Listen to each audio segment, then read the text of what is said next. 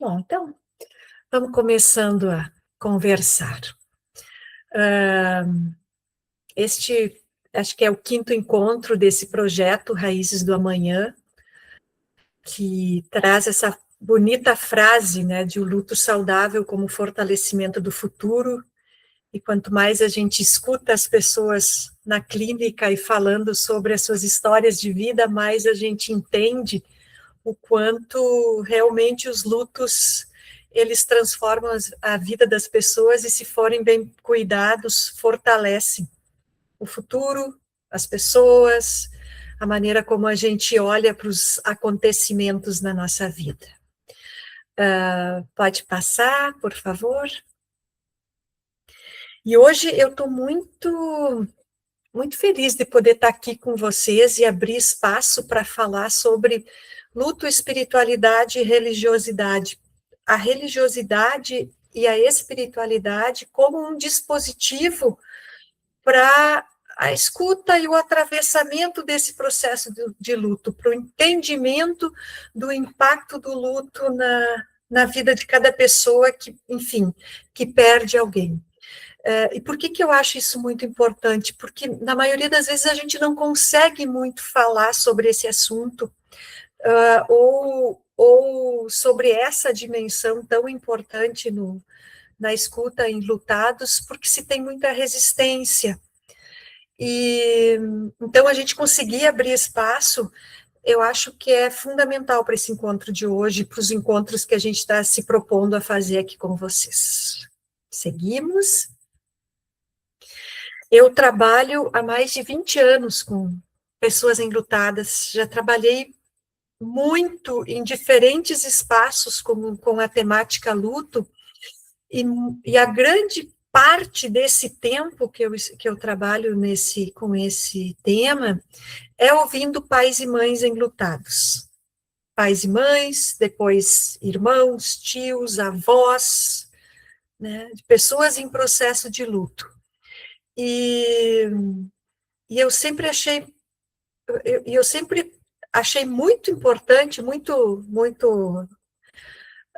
não encontrava na técnica, nas matérias onde eu estudava, o que eu via na clínica, na prática, quando a gente pensava em espiritualidade e religiosidade. Pode passar?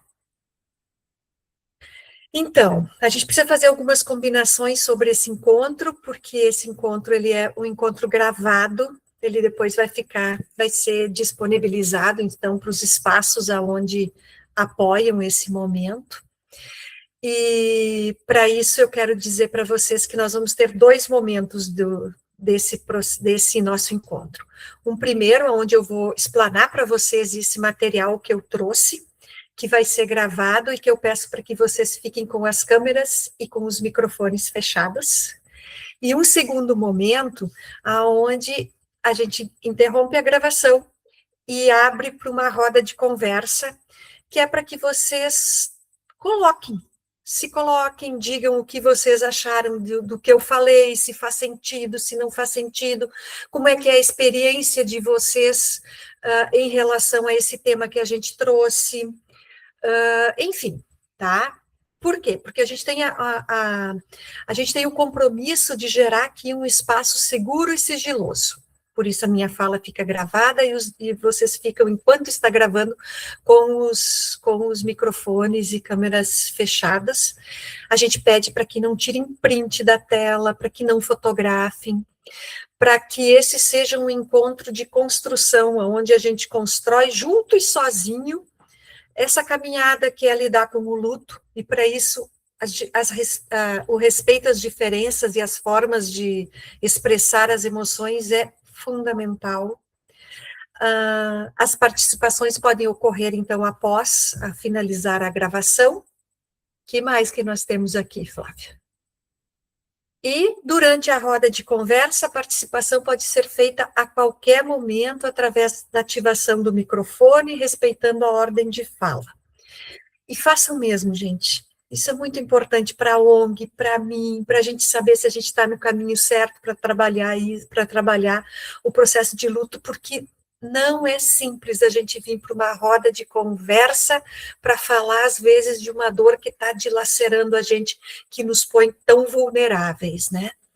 E todos nós temos o compromisso, todo mundo que está aqui tem o compromisso do sigilo e do respeito em relação às falas das pessoas, aos sentimentos das pessoas e às diferenças de sentimentos frente à maneira de vivenciar o seu luto. Porque as diferenças são muito enriquecedoras para a gente. Quando a gente percebe, nossa, eu nunca tinha pensado nisso. Olha só, eu sinto tão diferente. Sabe, isso é muito importante. Vamos lá, então? Então, toda vez que vocês vierem no grupo, eu acho que quem for assistir gravado vai escutar eu me repetindo sobre os conceitos de luto.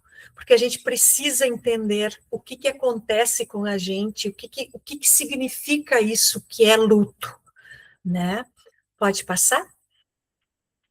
E a gente chama de luto a soma de sentimentos e sensações, comportamento e percepções que a gente tem diante da ameaça ou da perda de algo ou de alguém muito importante. O que eu quero dizer com isso? Que nesses nossos encontros nós vamos falar principalmente sobre luto por perda, por morte, por perda gestacional, por perda neonatal, por perda de pessoas, né, de filhos em especial. Esse é o, vamos dizer assim, a espinha dorsal desses nossos encontros. Mas é muito importante que vocês saibam que a gente se enluta por vários motivos.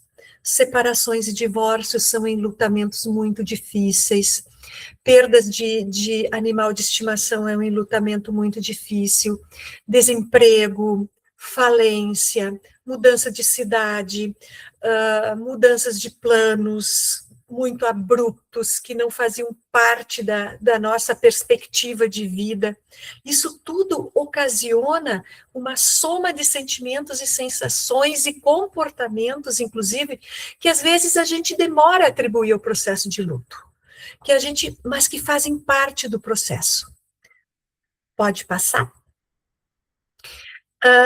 Esse conjunto de emoções, essa nossa percepção, ela é muito difícil de ser sentida sem esse dispositivo possibilidade de perda ou perda. A gente não consegue antever muito o que a gente vai sentir na prática. A gente consegue se preparar? Consegue, se a gente tiver bastante lucidez, se a gente conseguir falar sobre morte e perda, se a gente conseguir ter a lucidez que eu digo assim, de que as coisas são... A gente não tem controle sobre tudo, sabe? A gente vive... eu estou falando de Porto Alegre, né?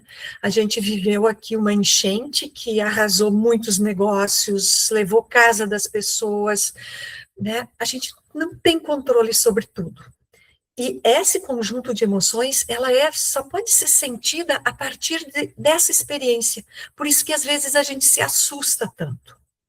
A gente não escolhe vou sentir, não vou sentir. É involuntário, é desordenado.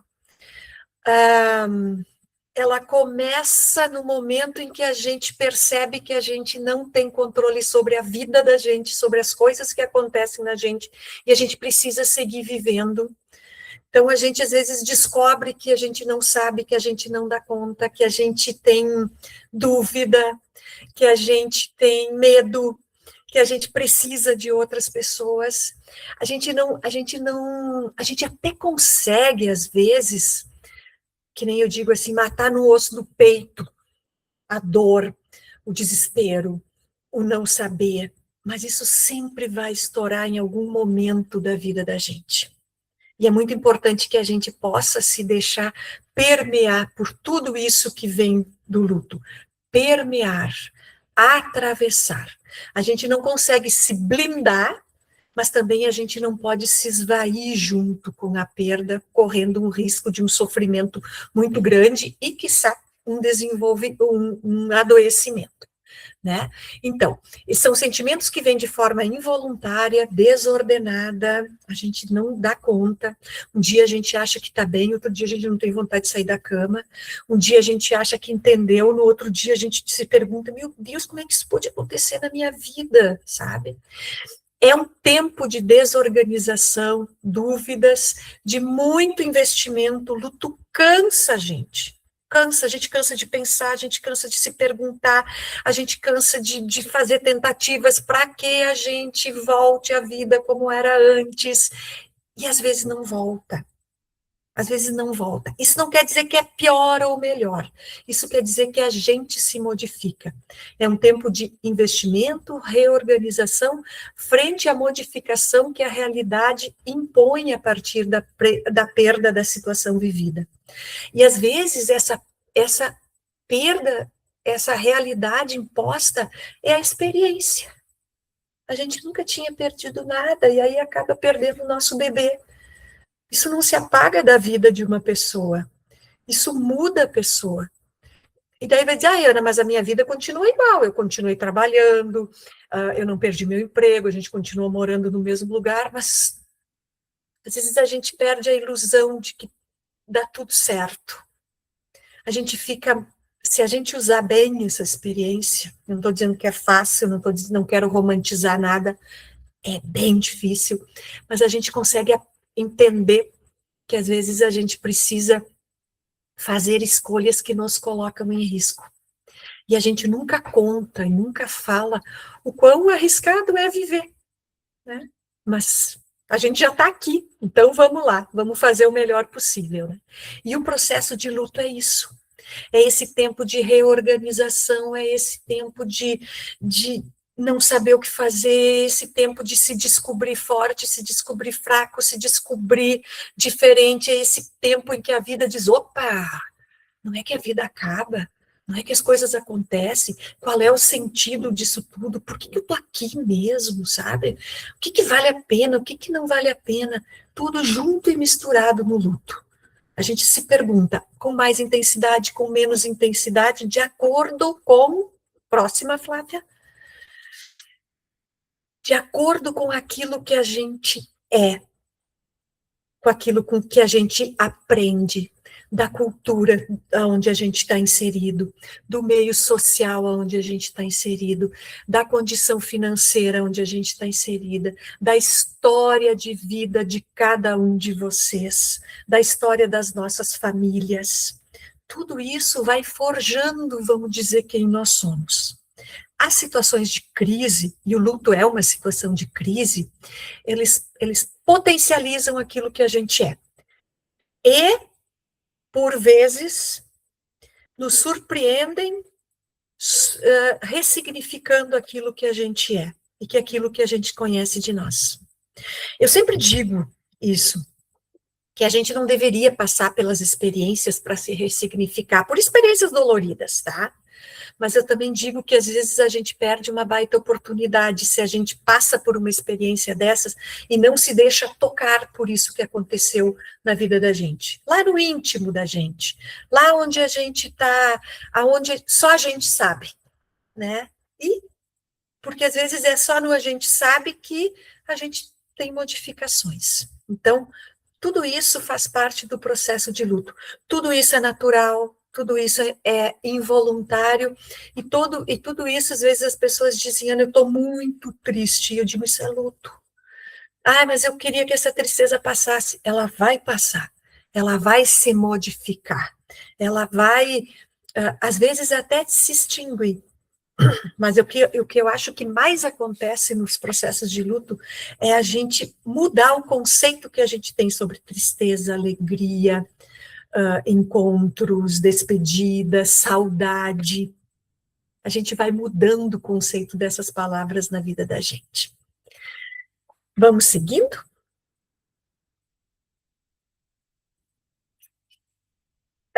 Luto e saúde mental, pode passar.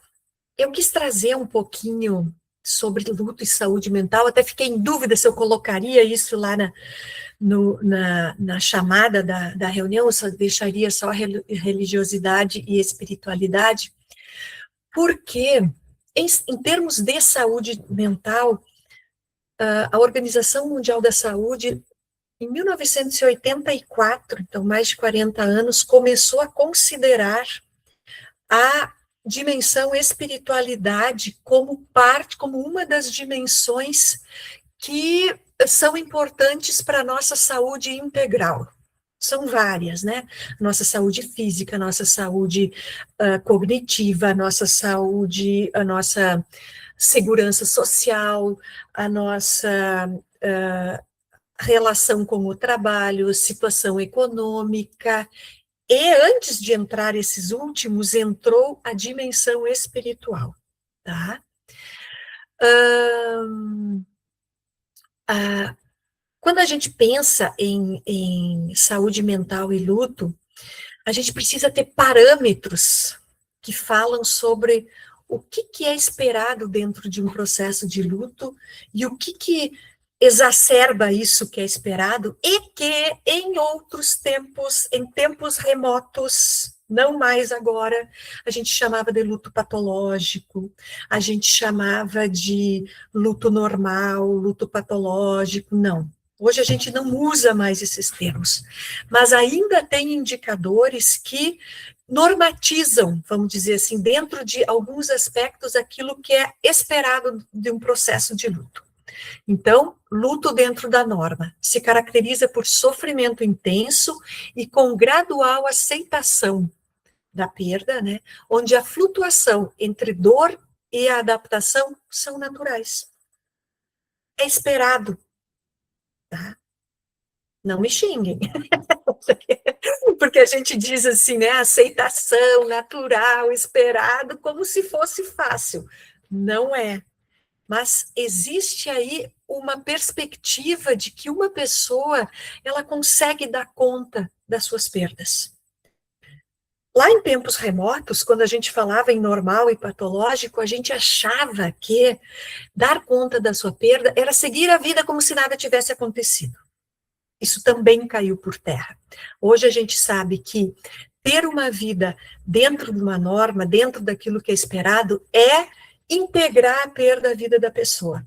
E às vezes isso significa não esquecer, significa que aceitar não é uma atividade passiva que diz, aceitei, tá tudo bem, ok, não. Que aceitar tem a ver com o reconhecimento da dimensão de que a morte faz parte da vida. Sabe? É nesse sentido, não é mais daquela coisa passiva, conformista que se pensou um dia. E faz parte de um processo esperado e tende à recuperação com recursos próprios do enlutado. Então, as pessoas têm, na sua maioria, condição de dar conta dos seus lutos, porque os seus lutos fazem parte da sua história de vida, fazem parte do seu ser, fazem parte daquilo que ela é. Seguimos? Quando é que a gente começa a se preocupar com o processo de luto? Isso, gente, é uma classificação que nos ajuda a pensar em parâmetros que nos ajudam a fazer alguns tipos de movimentos na sociedade que são necessários a partir do processo, a partir do diagnóstico luto. Vamos dizer assim, da constatação luto. Isso tem a ver com acesso à saúde, isso tem a ver com acesso à proteção à saúde, com várias coisas que são importantes e que precisam ser documentadas, comprovadas, né? Porque é muito difícil comprovar sofrimento psíquico, sensações subjetivas sem parâmetros. Então, o que se coloca hoje, o luto prolongado? Sofrimento persistente por mais de 12 meses, sentimento de vazio, culpa, desesperança, isolamento, prejuízo funcional, tá? É muito importante. Então, aquilo que acontece no processo de luto que vocês assistiram lá no primeiro encontro desse programa, que tem a ver com dificuldade de memória, que tem a ver com que tem a ver com tristeza intensa, que tem a ver com dispersão, que tem a ver com várias outras coisas, tá contemplado nessa classificação de luto prolongado. E quase sempre quase sempre associado à depressão maior, transtorno de ansiedade, transtorno de estresse pós-traumático, uso abusivo de substâncias lícitas e ilícitas, tá bom? Seguimos. O DSM, que é como se fosse, né, o que classifica o processo de luto, ele reconhece, classifica os adoecimentos, ele reconhece o transtorno de luto prolongado como diagnóstico formal, e os critérios são sintomas persistentes por mais de 12 meses. Quando eu comecei a estudar sobre luto, também era sintomas persistentes há mais de 12 meses, tá? E eu fui trabalhar num grupo de apoio para pais que perderam filhos. E tinha pais ali com 1 ano, 2 anos, 3 anos, 5 anos. E num primeiro momento eu disse, gente, o que está acontecendo aqui? Né? E acho que foi o meu primeiro entendimento sobre a diferença entre luto num diagnóstico e luto na vida real. Porque quem perde um filho, ele não tem sintomas persistentes por mais de 12 meses, ele tem a vida inteira. Ele vai lembrar disso a vida inteira. Ele vai chorar por 3, 4 anos, de uma maneira persistente. As pesquisas já nos mostram isso quando a gente fala de luto parental, quando a gente fala de perda de filho, né? Às vezes a sua vida vai ser modificada, aquilo que fazia sentido até aquele momento não vai mais fazer sentido. E isso não significa que a pessoa esteja dentro de uma classificação de luto prolongado, mas significa que ela tem a sua vida transformada. Pode passar? O que a gente precisa cuidar, e muito, é que os processos de luto podem agravar quadros como transtorno depressivo, transtornos de ansiedade, TEPT, abuso de álcool, drogas como forma de evitação, transtornos como os somatoformes, né, que diz do corpo, sintomas físicos. E por que eu achei importante trazer isso? Porque quando a gente diz que o luto potencializa aquilo que a gente é, que a gente tem, a forma como a gente sente o mundo, eu estou falando um pouco disso também. Pode passar? Porque assim, ó, o luto afeta o corpo, sim. O luto aumenta o cortisol. O luto, ele baixa a nossa imunidade. Ele tem maior incidência sobre doenças cardiovasculares e infecção. Não é à toa que antigamente a gente falava da síndrome do coração partido. Agora a gente tem como provar isso. Altera o sono, altera o metabolismo, altera o apetite, altera o humor, altera a maneira como a gente enxerga a vida. Pode passar? Então, tudo isso para dizer para vocês que luto não é doença, mas pode adoecer a gente, se a gente não se cuidar, se a gente não se observar, se a gente não entender que é sofrido sim, e para eu me curar no sentido de cuidar, não no sentido de extirpar a doença, não, no sentido de cuidar, eu preciso atravessar isso, eu preciso reconhecer esse processo de luta, eu preciso sim chorar, eu preciso sim me recolher, eu tenho que me dar o direito de ficar quietinho, de dizer não, de as pessoas dizerem, ai, mas já passaram 4 meses e tu ainda tá assim, o que que tu tem? Luto. Ai, mas e quanto tempo tu vai ficar assim? O tempo que for necessário, sabe? Porque é assim que a coisa acontece. E o luto, esse processo que a gente está vivendo, todos esses sentimentos, eles compõem, as dimensões que nos compõem, física, emocional, social, relacional e espiritual. Então, qual é o grande desafio para a gente, para não confundir luto com tristeza, com a tristeza do luto com depressão, porque luto entristece muito a gente. A diferença entre o luto e a depressão é que as pessoas que têm depressão, elas às vezes não sabem por que elas estão com aquilo. Elas não sabem, elas demoram para conseguir dizer por que ela está tão triste, tão desanimada, as coisas perderam o sentido. Quem está enlutado sabe dizer.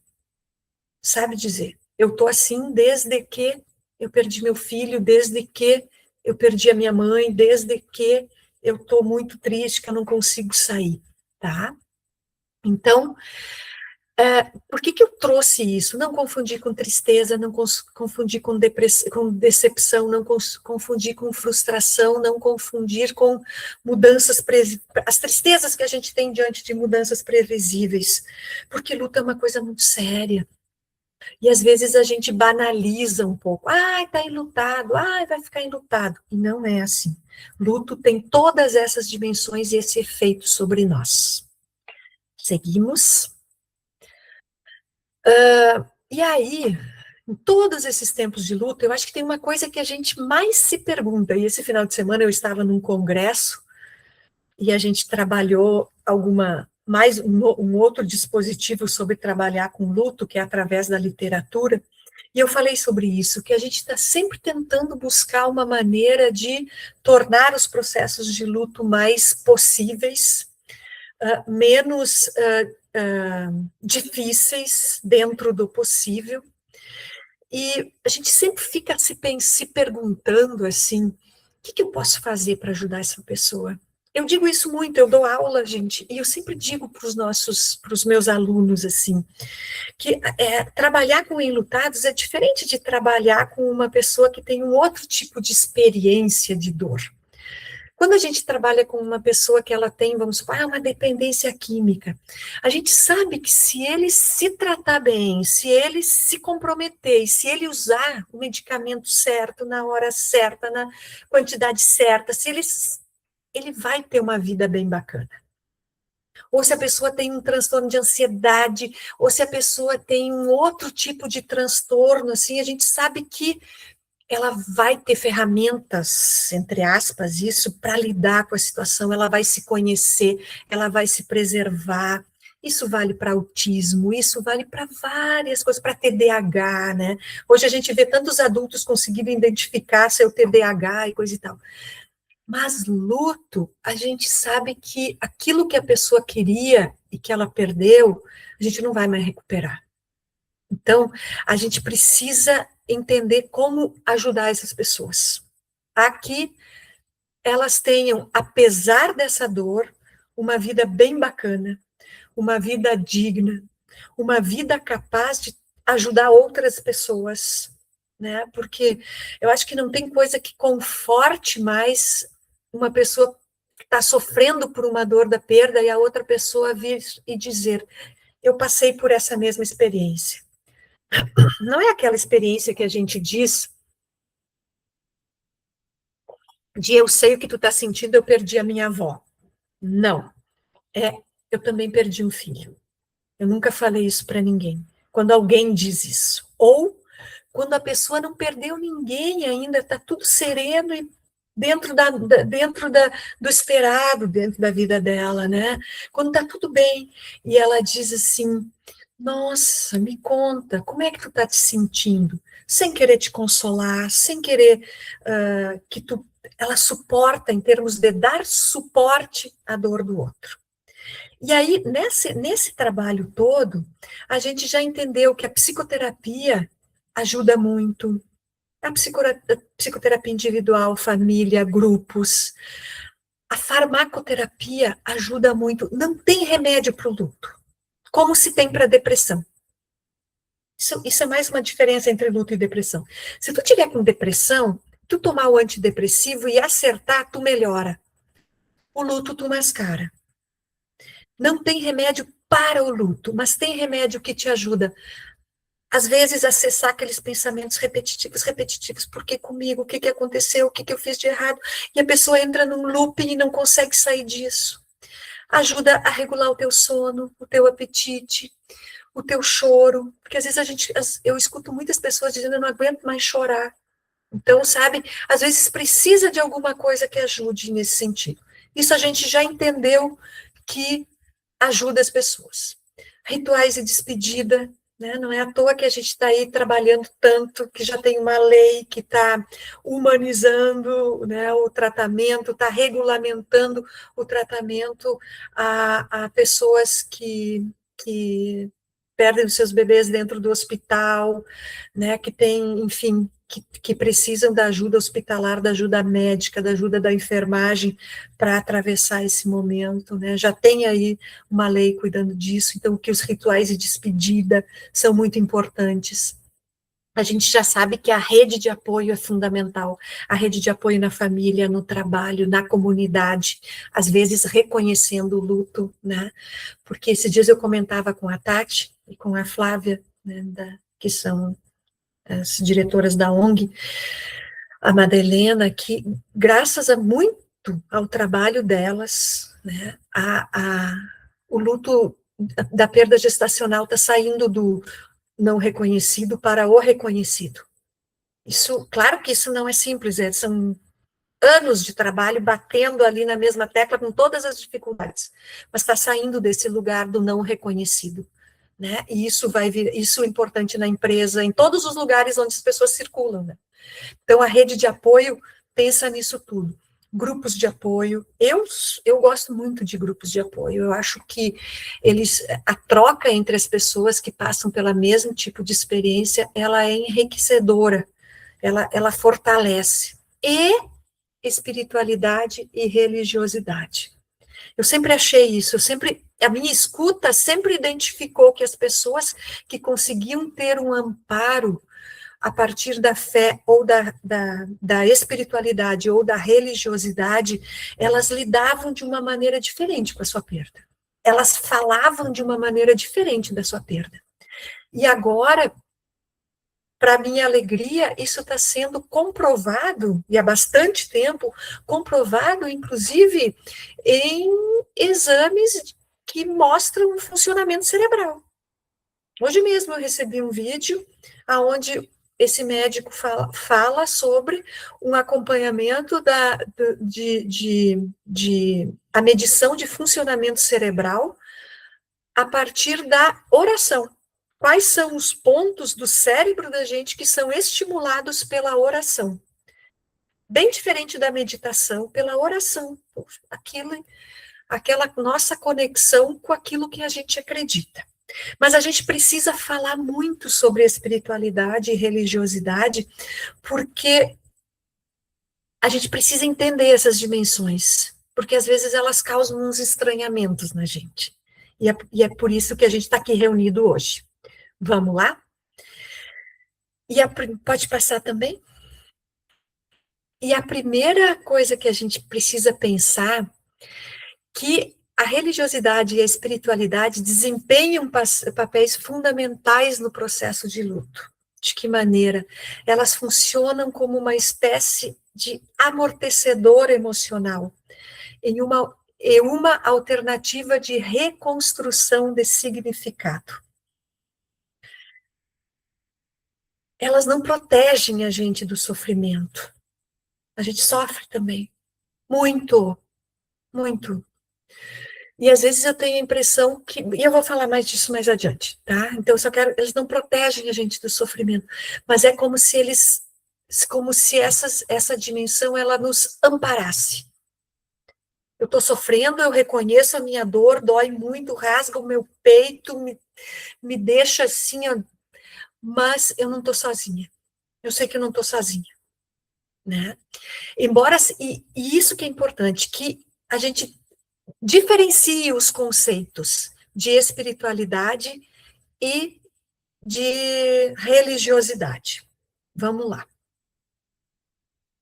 A religião, ela envolve práticas, doutrinas, dogmas e pertencimentos a uma instituição religiosa específica.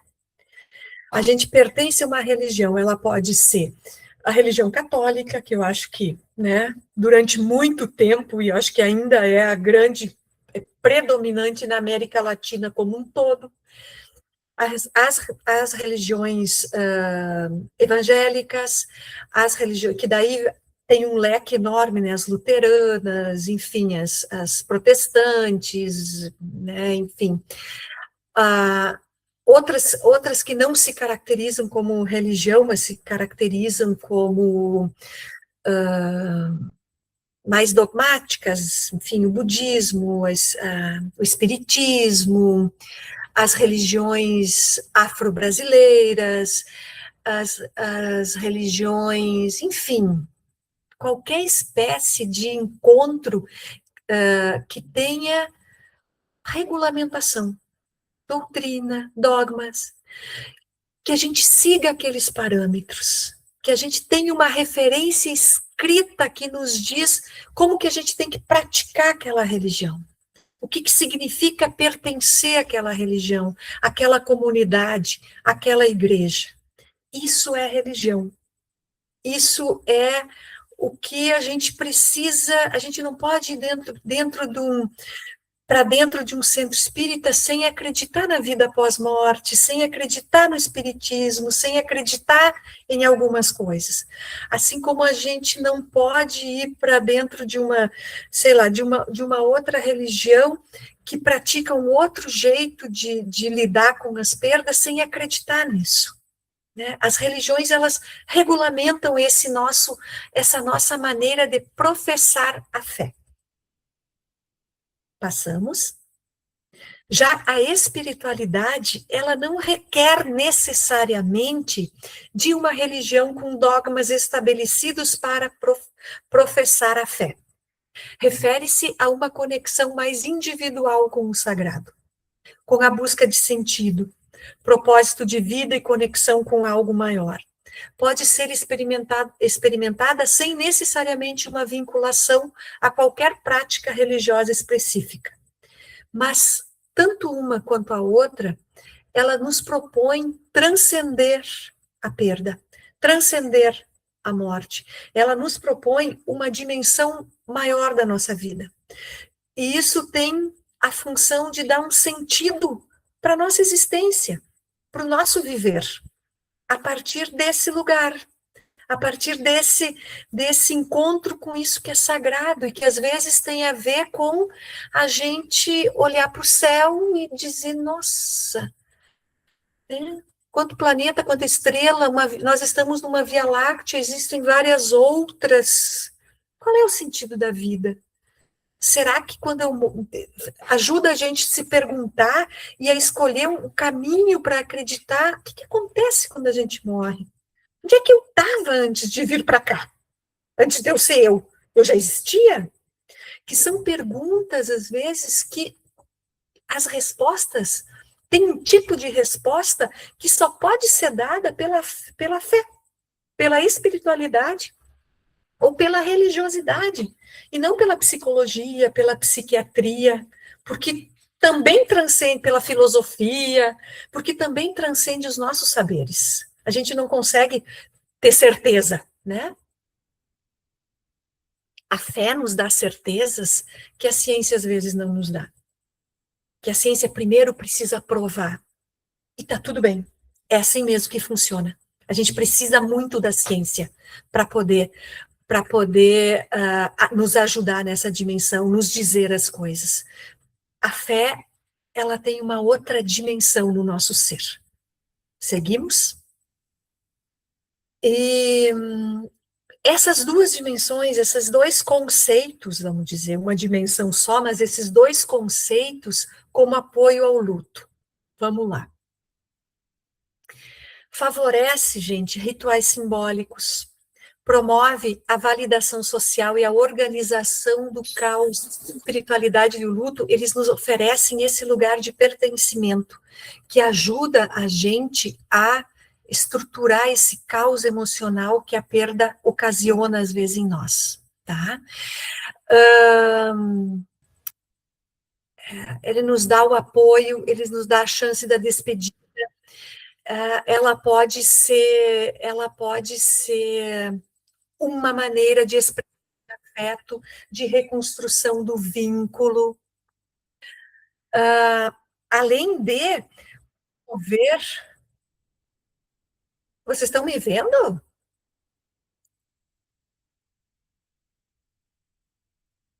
Eu aqui não. Eu estou me vendo. Alguém mais não está me vendo? Oh, o Eu não Samir estava, mas voltou. Obrigada, Samir.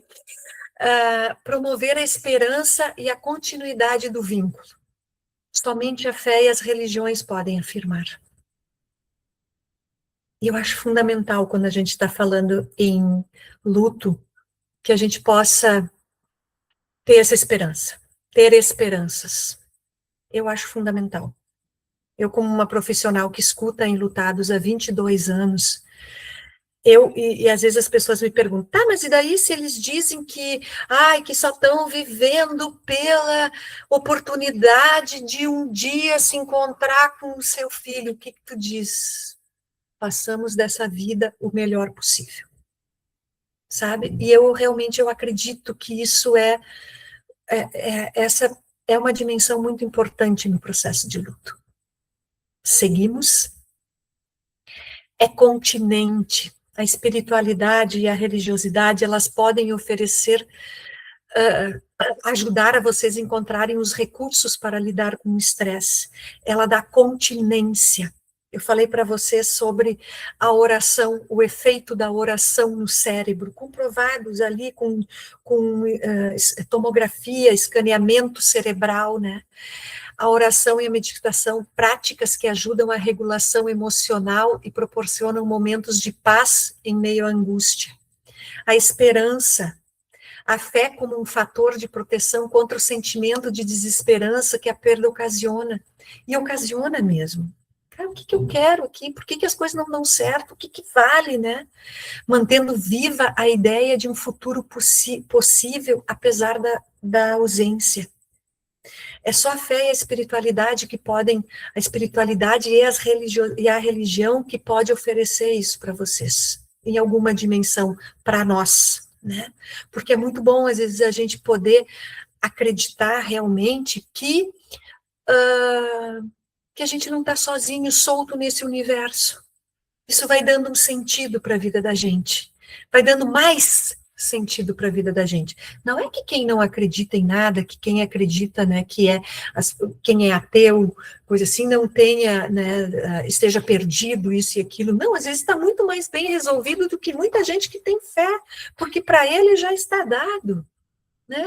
A gente morre, termina, né? E às vezes a questão não é um Deus ou uma religião, faz parte da vida, é assim, tá tudo bem. Mas para quem precisa dessa ajuda, para quem se beneficia disso, são dispositivos importantíssimos. Seguimos. Estudos mostram que a espiritualidade e a religiosidade estão associadas a menor intensidade de sintomas depressivos e ansiosos após as perdas, maior resiliência e sentido de coerência durante o luto, menor probabilidade de desenvolver luto complicado.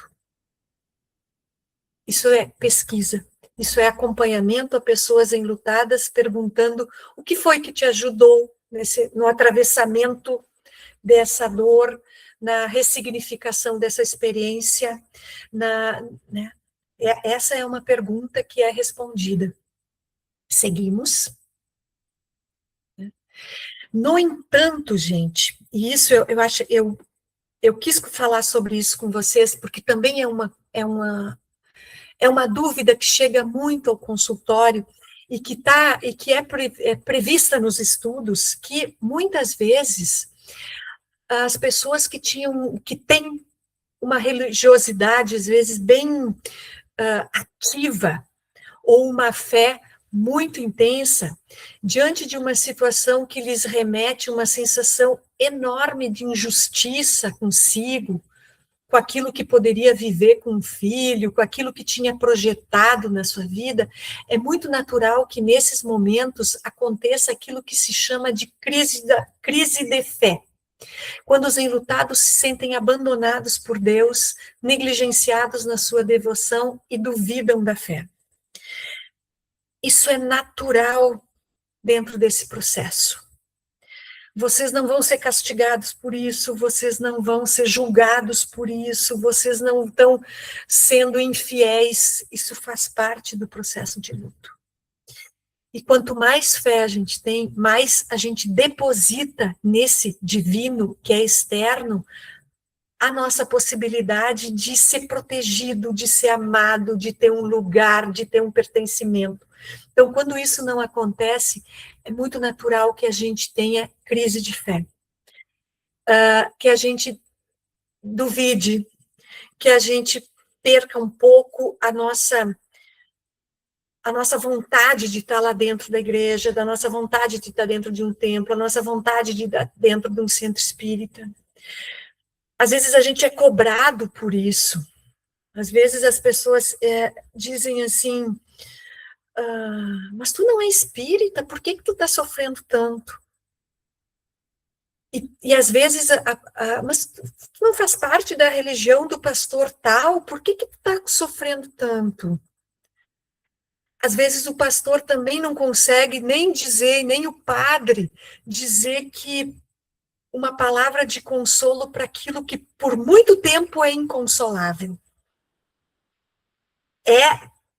É do absurdo, né? Mas é parte da vida. Então, às vezes, a gente fica em dúvida mesmo. A gente perde e a gente precisa se recolher, e a gente precisa ficar quietinho, e a gente precisa dizer, não estou entendendo nada, estou com muita raiva, não quero saber, mas estou aqui. Estou aqui, deixa eu ficar quietinho. E se dá também esse tempo, inclusive, para processar isso. Para processar esse entendimento. A fé, a espiritualidade, o dogma religioso ajuda muito, mas não existe proteção daquilo que é parte da nossa vida. E não tem coisa que nos deixe mais insegura, daí não é a religião que fala isso, são os psicanalistas que eu estudo, do que a gente amar alguém. E quando a gente fala de um amor de pai para filho, de filho para mãe, de mãe para bebê, eu tenho certeza que todos vocês que passaram, seja um mês, seja 4 semanas, sejam 8 semanas, seja 38 semanas, seja 2 anos, seja 17 dias, como foi com a Helena, sendo a primeira filha da Tati, não foi transformada por esse amor. Experimentou esse grande amor. E aí, de repente, aquilo que é tão sublime e que dá força para a gente fazer tanta coisa, não conseguiu nos proteger disso. Mas não há o que proteger, porque a morte também faz parte da vida, desse mistério todo que é viver. Então, o que a gente quer falar com vocês hoje? Que isso faz parte, né?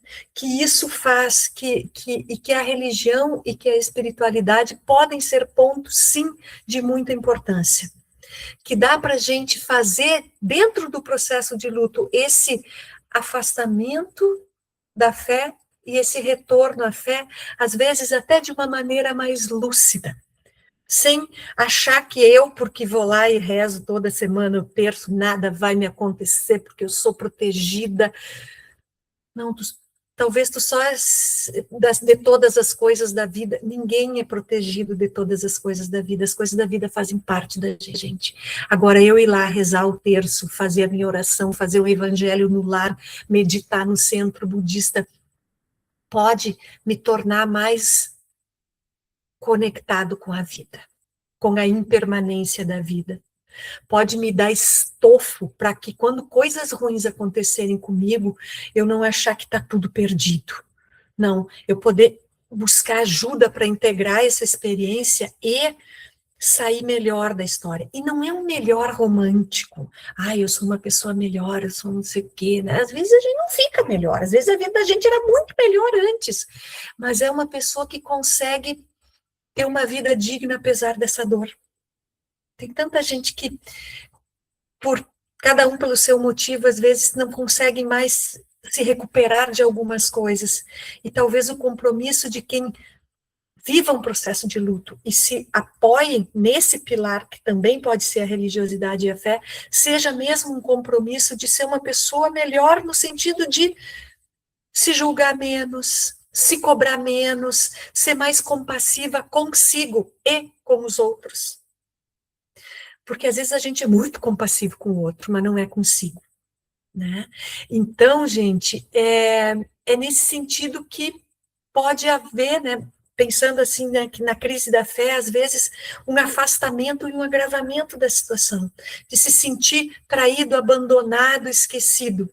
mas é justamente pela prática dessa fé, por esse tempo de fé, por acolher a crise, por pensar de que, olha, eu tenho direito disso, tenho direito desse tempo de sofrimento, que às vezes a gente pode voltar mais lúcido, menos iludido, mais conectado com a vida, que eu acho que é o que a gente se propõe quando vem falar sobre luto. A gente se propõe a convidar as pessoas a viverem melhor, aproveitarem mais esse milagre que é viver, porque um dia está tudo sereno e no outro dia a nossa vida virou de ponta cabeça, né? E a gente precisa seguir vivendo com dignidade. Pode passar? A gente percebe que quanto maior a relação de dependência com a religião e a espiritualidade, quanto maior a nossa certeza de que a proteção divina significa, divina, né, significa não acontecer nada com a gente, maior pode ser a nossa decepção com a fé, com a religião. Isso faz parte do processo de luto. Vocês não estão errados, vocês não estão perdidos, vocês precisam ter paciência com vocês e fazer parte de uma comunidade que tenha paciência com vocês, de uma comunidade que não julgue, de uma comunidade que apoie, de uma comunidade que não cobre, de uma comunidade que dê o tempo de vocês, que fique segurando a mão de vocês no tempo que for necessário para que vocês encontrem de novo esse caminho de acreditar na vida, de acreditar que as coisas podem ser boas, sem tanta ilusão, sem tanta, com mais lucidez, né? As coisas não acontecem por castigo, porque não mereceram, porque não é abençoado, porque, né, às vezes a gente vê e é muito natural que as pessoas digam assim, meu filho, presente de Deus. Pô, por que o meu presente ele tirou? Né? Isso é parte da vida, não é uma perseguição, não é, e é muito importante que a gente saia desse lugar, primeiro que a gente trabalhe esse lugar, fique com raiva, pode xingar, pode ir lá dizer, sabe, pode fazer tudo, e depois entenda que tu não é menos privilegiado ou mais privilegiado, faz parte da vida, faz parte do viver, e integrar isso ao viver pode fazer a gente pessoas melhores com todo mundo. Eu não estou dizendo melhor sem sofrimento, a vida, não, gente, não existe isso. Isso é vender uma promessa que não existe. Tem melhor naquilo que a gente pode ser. Seguimos. Aqui, ó, podemos dizer que a religiosidade e a espiritualidade não eliminam a dor, mas oferecem um espaço seguro e uma linguagem para que ela seja expressa, acolhida e eventualmente ressignificada. Seguimos. E aí agora o nosso convite para esse nosso último tempo de encontro é para que a gente possa falar. Eu gostaria muito, quero escutar vocês, para que a gente possa falar sobre espiritualidade e religiosidade. Pode passar o próximo? E aí eu quero começar esse nosso segundo tempo de encontro, perguntando como é que vocês compreendem a diferença entre religiosidade e espiritualidade. Se vocês reconhecem essa dimensão no processo de luto de vocês e de que forma. Se você vive ou viveu a crise de fé e como é que lida ou está lidando ou lidou com ela. E se a sua religiosidade pode ser considerada um ponto de apoio no seu luto. Aí falando mesmo da religiosidade. Aos que vão assistir pela gravação, a gente encerra aqui, agradece também a participação de vocês e fica à disposição.